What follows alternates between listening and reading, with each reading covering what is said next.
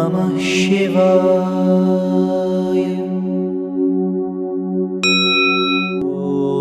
Om Namah Shivaya. Hari Om. Tripurantakaha. This is the name of the Lord because he destroyed Tripurasuras.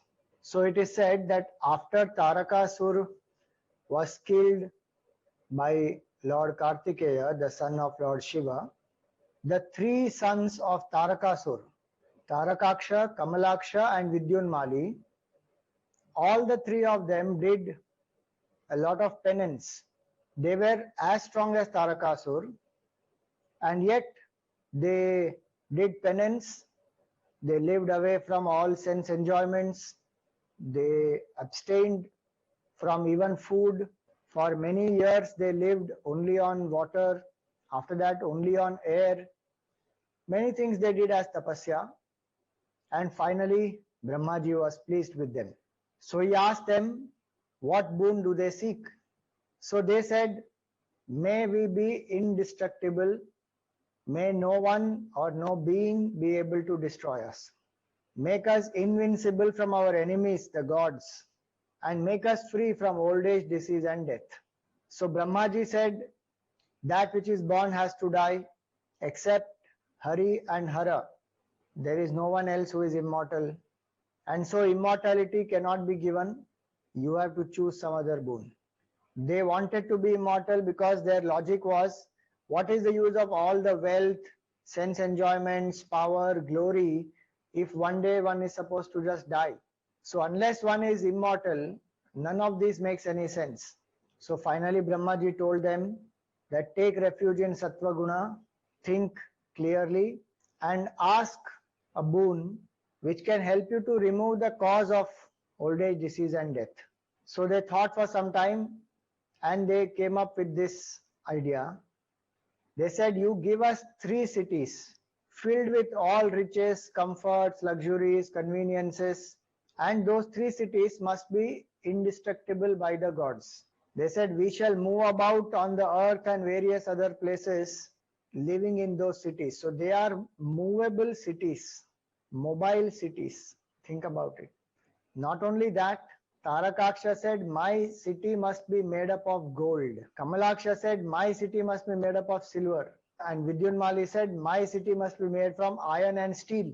They said, Vishwakarma should make this city and all of them should be made in the same place.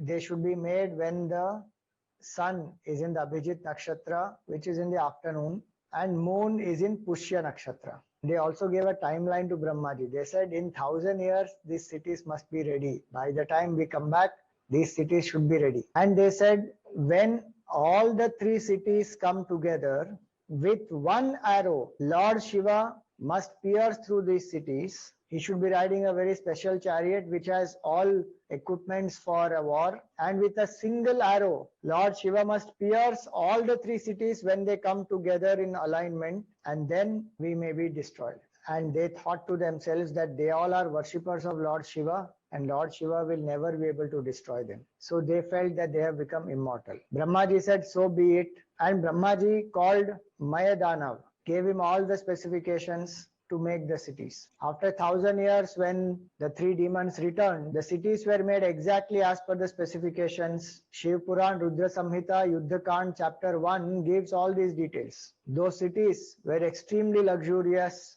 all kinds of facilities, sense enjoyments, palaces, mansions, kalpavrikshas, and also they had, it was not just a city for sense enjoyment. There were many temples, there were a lot of learned men, people who were chanting the Vedas. Every home had a temple. Tarakaksha, Kamalaksha, Vidyunmali, they used to worship Lord Shiva regularly. There were Apsaras, Gandharvas, Siddhas, Charanas also in those cities. Many religious places to conduct Homa, Havan, chanting, spiritual discourses. People were also devout. The Danavas no doubt were enjoying the comforts and conveniences, but they were also devout. They would study, they would do satsang. There were many rivers, rivulets, trees, forests, many things. Each of the cities had even powerful army and great warriors, and these warriors were also devoted to Lord Shiva. everyone there is devoted to Lord Shiva. They follow Dharma. The three demons, they started ruling those cities, and there was peace, harmony. For quite a long time, they were living in this beautiful way. But the Devatas were not happy with the brilliance and the noble way of life that the Danavas were living with. The tapasya that all of them were doing, the devotion that they had, the brilliance of dharma and righteousness that was emanating from there, Indra could not handle that. So Indra went to Brahmaji and he told Brahmaji that we are all in distress. The three Rakshasas and Mayadanav, all of them are causing a lot of trouble to us. So you please think of a way to destroy them. Brahmaji said they have become great because of the boons they received from me, so I cannot kill them. And the punya that they are generating is quite a lot, so they cannot be so easily destroyed. Now think about it, the asuras are doing all the tapasya, the devatas are living completely indulgently and became insecure. Brahmaji tells them that you have to go to Lord Shiva, please him and worship him. So all the devatas go to Lord Shiva and they propitiate him. Please destroy these asuras. They in fact have troubled all of us a lot and they even have planned to defeat us. With a lot of shrewdness, Indra and all the devatas, they told Lord Shiva that these three asuras, they are troubling us, tormenting us, and they have even fought with us and they have defeated us. And the sages and the siddhas, they all have been insulted, holy places have been desecrated, all types of lies were cooked up by the devatas. Now someone may say, how come the devatas cooked up lies? Please remember, they are also jivas, maybe more meritorious than us, but they also have their own insecurities. Just goes to show that until we don't realize the absolute self, no matter what achievements we have, we will still feel limited, and so there will be some sense of insecurity or the other. So they tell Lord Shiva that these asuras, they have destroyed all yajnas, havan, spiritual practices. The whole world is disturbed, and you are the one who destroys such forces to save the world. So before they destroy the world, you please destroy them. Lord Shiva said, all the three brothers are extremely devoted to me. They are following righteousness and dharma, and devatas cannot destroy them, defeat them. So you have to approach Lord Vishnu and see if some solution can be thought of. I am the one who protects those who take refuge in me. They are worshipping me. How can I destroy them just like that? It is also the fact that Lord Shiva knew that Tripurasuras, they have not done anything to the Devatas. Devatas have cooked it up out of their insecurity. Along with Brahmaji, all the Devatas went to Lord Vishnu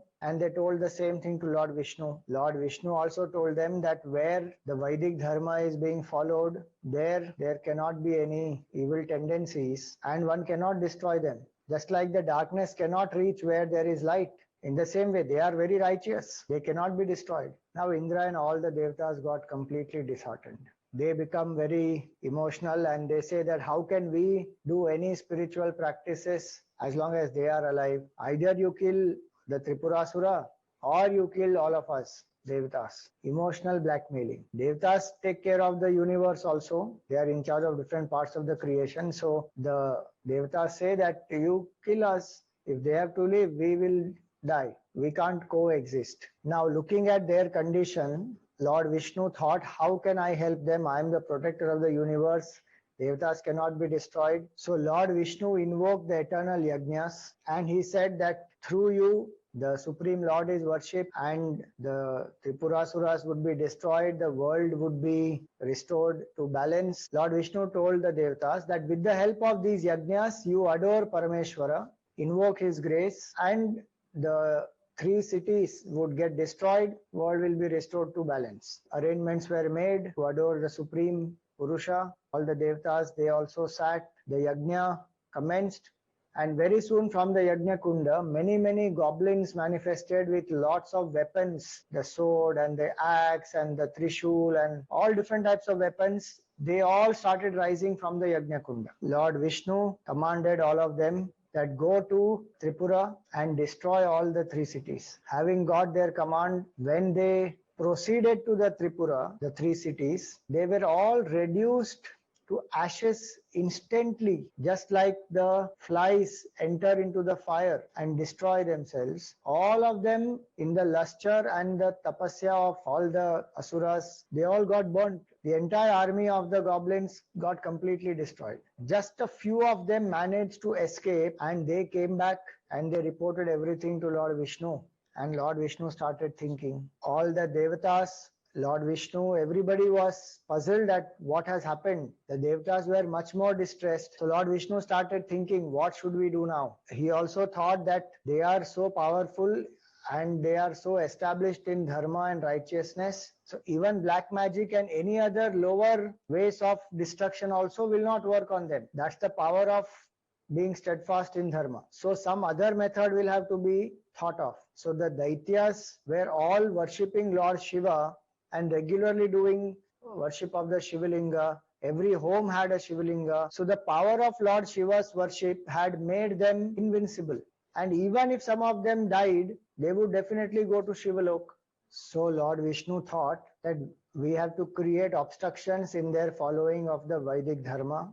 We must create disturbances in their Shivalinga Upasana. We must do things which will make them stop their worships. At the command of Lord Shiva, Lord Vishnu also said to all the devatas that you return to your Devalok, I will think of a solution and I will ensure that you are protected. So all of them, they returned. Thereafter, Lord Vishnu created an illusory human from his own body. His head was shaven. He was clad in dirty clothes. A dry sack was hanging from his shoulders and he was carrying a broom. And in this way, he came in front of Lord Vishnu, prostrated and said, "Oh Lord, please tell me what is your command? What is it that I have to do?" Lord Vishnu said, "You are born out of me.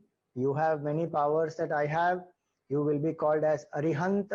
He said, "You must compose a scripture which has more than 16,000 verses, which are condemning the Vedic teachings, the Vedic rituals, the puja, sadhana, worship of Shivalinga. It should be composed in Apabhramsha language.